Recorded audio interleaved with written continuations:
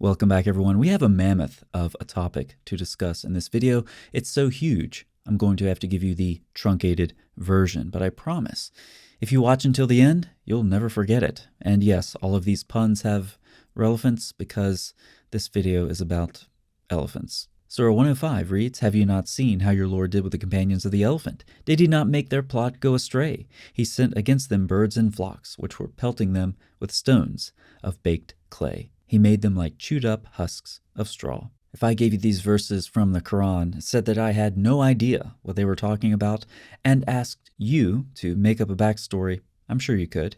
And with elephants, birds, and clay stones, I'm sure you could come up with a really good backstory. I will tell one such backstory to you, adapted and altered slightly for humor from Ayman Ibrahim's A Concise Guide to the Life of Muhammad, right from Muslim sources. Now, as I tell this very shorthand account to you, I'm going to leave Surah 105 on the screen because I want you to see, even with such a briefly summarized version of the story I'm giving to you, how much Muslims read between the lines of the Quran when they're making up their own backstory. Are you ready? Cue the reverb and the voices droning in the background. Abraha was a 6th century Christian king of Yemen who had always wanted a pet elephant that he could feed and ride every day. He also liked to build cathedrals, so he did just that. His beautiful cathedral was a long distance from Mecca, where Arabs, some of whom were called the Quraysh, would perform their pilgrimage to a pagan shrine. After building his cathedral, Abraha decreed that the Quraysh should make their pilgrimages over 600 miles to his cathedral instead. One of the Quraysh was so angry that he went all the way to Yemen and defiled the cathedral. Abraha was angry, but his elephant dream finally came true. The king of Ethiopia sent some resources to Abraha, including elephants, giant African elephants.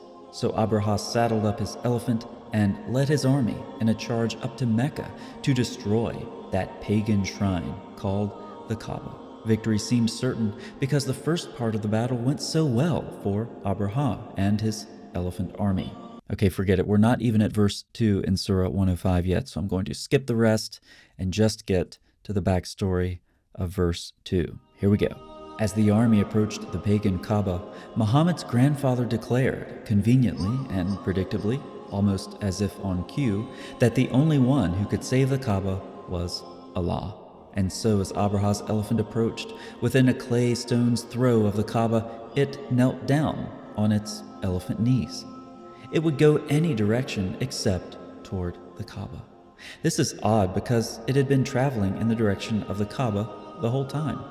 Abraha admonished the elephant, then he told his elephant he wouldn't let him mate with the other girl elephants, and then, finally, he struck the elephant many times. You see what I did there?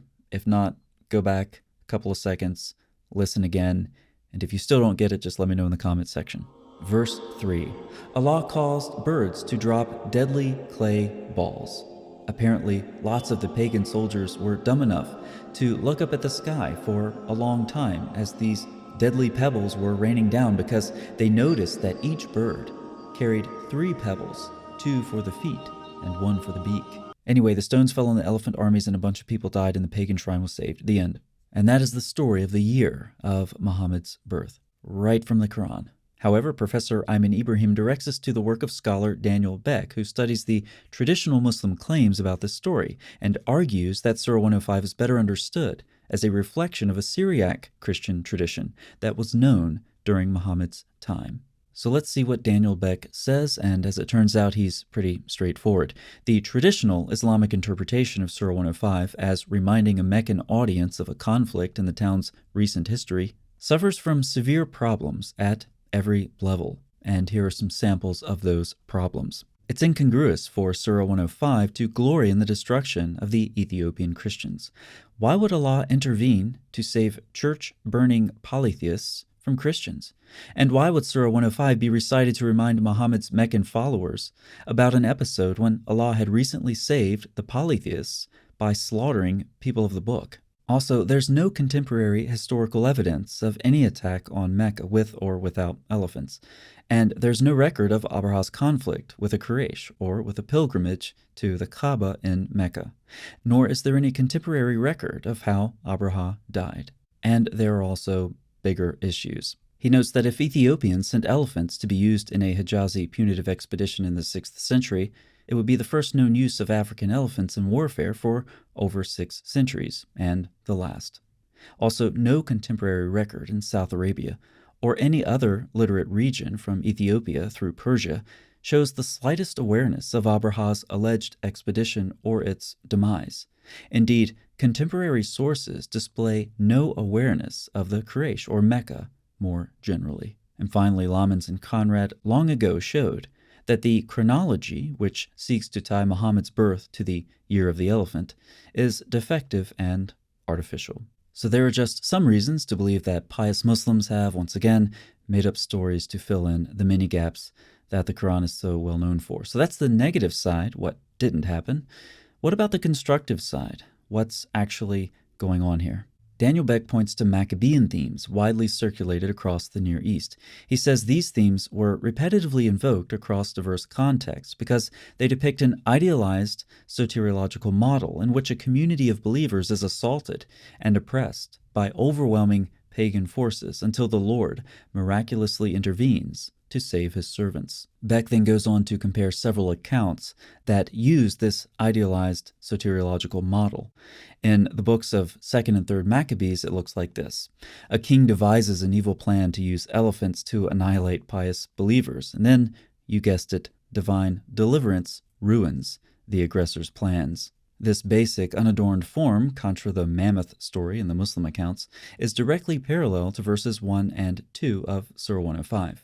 Beck notes that the popularity of these Maccabean stories explains the assumption that the original audience of this surah already knew the story. So there's nothing that hints that this surah should be read with pre-Islamic Mecca in the background. Rather, the subtext of this story points far north. How ironic that the pious Muslim fiction about the year of Muhammad's birth directs us south to Abraha in Yemen, a long way in the opposite direction, a long way from the truth.